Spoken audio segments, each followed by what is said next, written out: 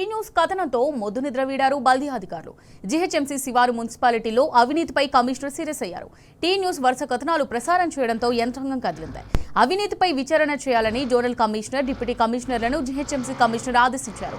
జీహెచ్ఎంసీలో విలీనానికి ముందే అధికారులు, కాంట్రాక్టర్లు చేతివాటం చూపారు. చేయని పనులు చేసినట్టుగా చూపి నిధులు గుటకాయ స్వాహా చేశారు.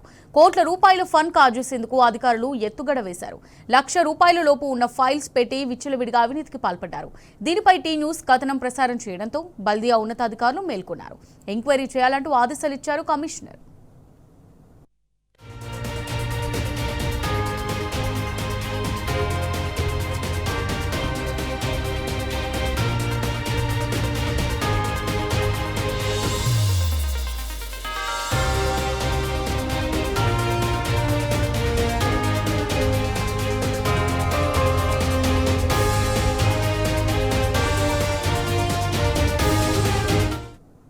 రైట్ గా దీనికి సంబంధించి మరిన్ని డీటెయిల్స్ మా రిపోర్టర్ కిరణ్ అందిస్తారు. కిరణ్, అమూల్య, ఏదైతే తుక్కుగూడ మున్సిపాలిటీతో పాటు బడంపేట మున్సిపాలిటీలో జరుగుతున్నటువంటి అవినీతి అక్రమాల పైన ఇప్పటికే కమిషనర్ సీరియస్ అయినట్టుగా తెలుస్తుంది. ఇటీవల దీనికి సంబంధించి ఏదైతే ఇంజనీరింగ్ సెక్షన్ లో కావచ్చు, లేదంటే శానిటేషన్ డిపార్ట్మెంట్ లో సెక్షన్ లో దాదాపు 400 నుంచి 500 ఫైళ్లు లక్షలోపు ఉన్నటువంటి బిల్లులు ఏవైతే ఉన్నాయో వాటి అన్నింటినీ కూడా ముందస్తుగా క్లియర్ చేయించుకున్నట్టుగా తెలుస్తుంది. ప్రధానంగా పనులు చేయించకుండానే లక్షలోపు ఉన్నటువంటి బిల్లులు ఏవైతే ఉన్నాయో వాటి అన్నింటినీ కూడా క్లియర్ చేసేందుకు అక్కడ ఉన్నటువంటి మున్సిపాలిటీలో పనిచేసినటువంటి అధికారులు, కాంట్రాక్టర్ల మధ్య పూర్తి స్థాయిలో కుమ్మక్కు కావడంతో ఈ కార్యక్రమానికి సంబంధించినటువంటి కమిషనర్ కూడా సీరియస్ అయినట్టుగా తెలుస్తుంది.